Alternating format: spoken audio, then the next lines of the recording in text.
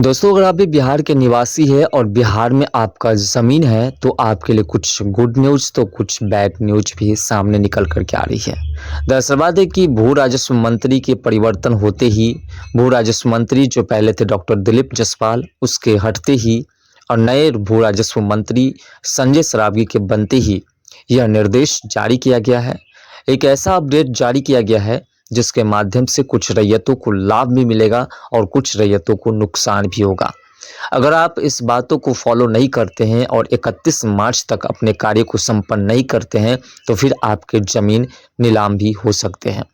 तो वीडियो में अंत तक ज़रूर बन रहिएगा, सभी बातों को विस्तार से हम समझाने का प्रयास करेंगे।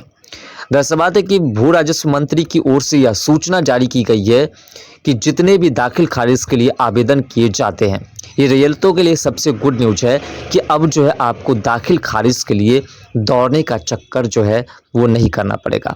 आपको अब कर्मचारी के पास दौड़-दौड़ करके जाने की ज़रूरत नहीं पड़ेगी और आपका काम जो है आसानी से हो जाएगा।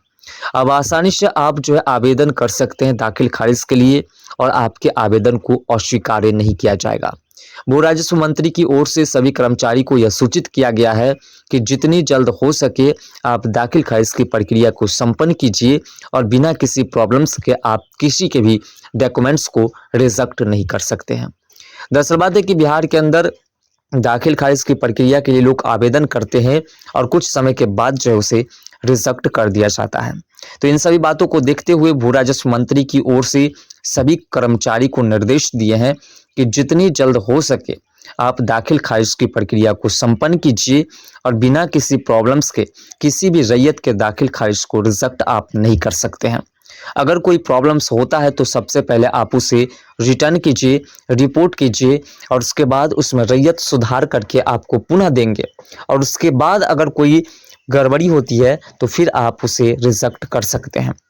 उसमें भी आपको कंडीशन बताना होगा कि आखिर आपने क्यों रिजेक्ट किया है।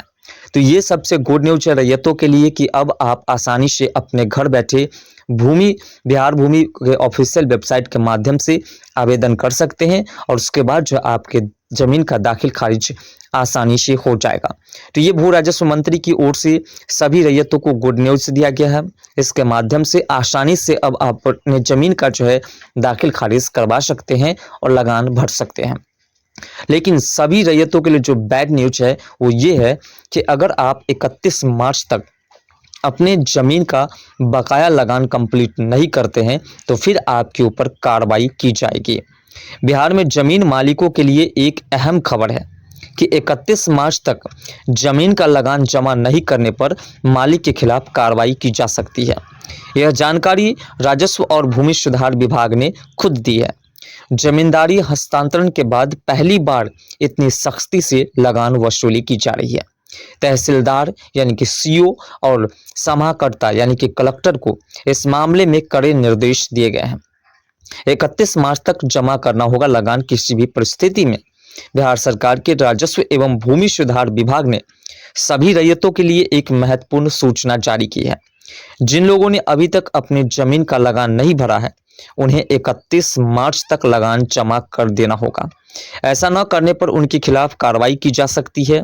जमींदारी प्रथा खत्म होने के बाद यह पहला अवसर है जब लगान वसूली को लेकर के अधिकारियों को इतनी सख्ती से निर्देशित किया गया है।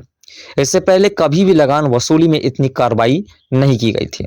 इसके बारे में बताएंगे कि आखिर ऐसा क्यों किया गया है, आखिर इतनी सख्ती क्यों बढ़ती जा रही है। लेकिन इससे पहले जानेंगे कि आखिर ऑनलाइन लगान आप कैसे जमा कर सकते हैं अपने घर बैठे। देखिए, सबसे पहले आपको राजस्व एवं भूमि सुधार विभाग के पोर्टल पर जाना होगा। फिर आपको अपना जिला, अंचल, हल्का और मौजा चुनना होगा। इसके बाद आपको अपनी जमाबंदी नंबर, खाता संख्या, खेसरा संख्या और अपना नाम डाल करके अपनी जमाबंदी ढूंढनी होगी। इसके बाद बकाया लगान की जानकारी दिखाई देगी। आप net banking, debit card, credit card या फिर यूपीआई के माध्यम से भुगतान आसानी से कर सकते हैं। भुगतान करने के बाद ट्रांजैक्शन आईडी को आप सुरक्षित रख लें क्योंकि यह आपके भुगतान का प्रमाण होगा जो आपको भविष्य में काम देगा अगर आपके साथ किसी प्रकार की चीटिंग होती है तो। देखिए, इतनी सख्ती बरतने के पीछे की कई वजह है। सबसे पहली वजह है कि बहुत सारे ऐसे रैयत हैं जो जमीन काफ़ी रखे हुए हैं लेकिन वो लगान कभी भरते नहीं है। यानी कि सरकार को टैक्स नहीं देते हैं। इन सभी बातों को देखते हुए भू राजस्व मंत्री की ओर से यह निर्देश जारी किया गया है कि जितनी जल्द हो सके सभी रैयतों से उसका लगान जो है वो वसूला जाए। इसके पीछे की वजह ये भी है कि बहुत सारे ऐसे रैयत हैं जो इनलीगली तरीके से जमीन कलेक्ट करके रखे हुए हैं और उसके बाद वो लगान भी सरकार को नहीं देते हैं, यानी कि सरकार को ब्लैकमेल कर रहे हैं।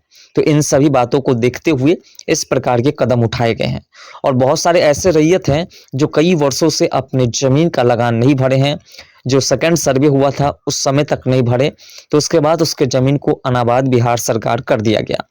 लेकिन उसके बाद जब दोबारा सर्वे की प्रक्रिया बिहार के अंदर शुरू हुई है तो वही रैयत अपने जमीन के कागजातों को इकट्ठा करने और उसे तंदुरुस्त कराने के लिए जगह जगह दौड़ रहे हैं।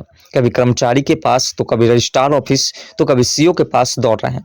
इन सभी बातों को देखते हुए बिहार सरकार ने यह सूचना जारी किया है कि जो भी रैयत हैं जिनके भी जमीन सुरक्षित हैं, जिनके जमीन नेट पर चढ़े हुए हैं या नहीं चढ़े हैं, तो आप दाखिल खारिज करा करके चढ़ाइए और उसके बाद जो आपके पास आपके जमीन का लगान है वो कंप्लीट कीजिए, यानी कि सरकार को उसका जो टैक्स है वो आप भरिए। अगर ऐसा आप नहीं करते हैं तो फिर 31 मार्च तक ऐसा नहीं करने वाले रैयतों के जमीन को नीलाम कर दिया जाएगा। नीलामी का मतलब हुआ कि आपके जमीन को अनाबाद बिहार सरकार घोषित कर दिया जाएगा और उसके बाद आपके जमीन का मालिक बिहार सरकार बन जाएंगे। तो ऐसे कंडीशन में आपको जितनी जल्द हो सके अपने जमीन का दाखिल खारिज करवा करके लगान कंप्लीट कीजिए। नहीं करेंगे तो फिर आपके साथ समस्या आ सकती है।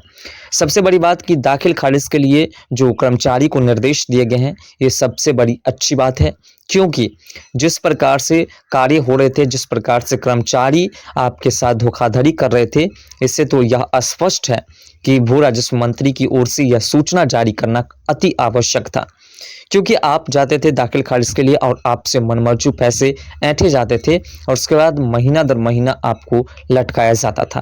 तो इन सभी बातों को देखते हुए भू राजस्व मंत्री की ओर से यह निर्देश जारी किया गया है कि जैसे ही दाखिल खारिज की प्रक्रिया करते हैं, लोग ऑनलाइन आवेदन करते हैं, वैसे ही जितनी जल्द हो सके आप उस आवेदन को देखिए और उसे स्वीकार्य या अस्वीकार्य कीजिए।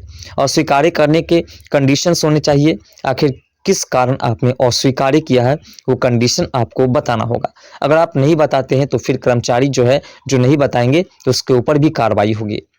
अगर आप 31 मार्च तक जो भी जमीन आपके पूरी तरह से नेट पर चढ़े हुए हैं उसका लगान बकाया है तो आप उसे कंप्लीट कर लीजिए, और अगर नेट पर नहीं चढ़े हुए तो फिर आप दाखिल खारिज के लिए आवेदन कीजिए। देखिए, सबसे बड़ी बात है कि वसूली के लिए इतनी सख्ती बरतने के पीछे की और भी कई वजह हैं। दरअसल बात है कि बिहार के अंदर भूमि सर्वे की प्रक्रिया शुरू हुई है और सर्वे की प्रक्रिया को लेकर के जितनी जल्द हो सके सरकार का कहना था कि अपनी स्वघोषणा पत्र को जमा करें, लेकिन काफ़ी ऐसे रैयत है जिसके पास उसके ज़मीन के कागजात इकट्ठे नहीं है, जिसके कारण वह जमा नहीं कर पा रहे हैं और इसी सब के कारण सर्वे की प्रक्रिया में विलंब है, सर्वे जल्द नहीं हो पा रही है। तो इसी सब को देखते हुए जितनी जल्द कंप्लीट करेंगे अपने डॉक्यूमेंट्स को, उतने जल्द सर्वे के लिए स्वघोषणा पत्र जमा करेंगे और स्वघोषणा पत्र जमा होने के बाद सभी रैयत अपने ज़मीन का सर्वे भी करा पाएंगे और बिहार सरकार की ओर से जो सूचना दी गई है सर्वे की, वह सर्वे भी आसानी से कंप्लीट हो जाएंगे। फिलहाल आपके लिए यह अपडेट कैसा रहा कमेंट सेक्शन में अपना राय ज़रूर दीजिएगा। मिलते हैं नेक्स्ट वीडियो के साथ, तब तक के लिए बाय। जय हिंद, जय भारत।